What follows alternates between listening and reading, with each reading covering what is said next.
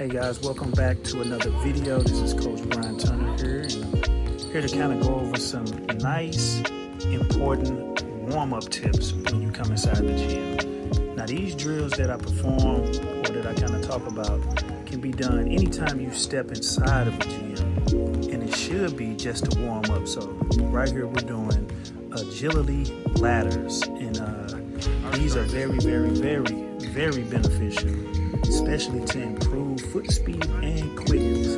You know, a lot of guys want to talk about being shifty and getting shifty, but a lot of times you just have to improve your footwork.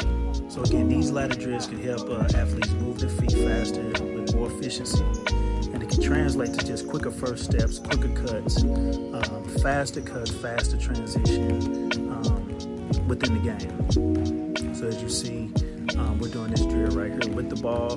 This stuff can be done with a ball or without a ball, but we're doing these drills with a basketball. We're having the guys emphasize dribbling with their opposite hand and just using their footwork to just be nice and quick.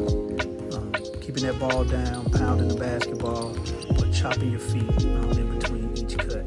And after a while, you do this pretty much for like 5 to 10 minutes. Every time you step inside of the gym and get warm, it can kind of help out with, again, with those cuts and those quick first steps. So here's another drill that we're also doing to enhance coordination and body control. So you see we got the ball over the top of the guy's head, and we're trying to just make sure that they don't look down. So a lot of times at the beginning level, these guys are going to look down. As you can see, they're going to start kind of kicking the ladder around. But you will possibly see this at the beginning stages if you try this. But if you do this maybe 3 times, 4 times a week, the guys will pretty much improve, and the ladders will pretty much kind of stay in place as they do this. So the goal is to make sure you got body control, you're using your coordination with the ball over the top of your head, and then also we're having the guys run around the gym for conditioning purposes. All right.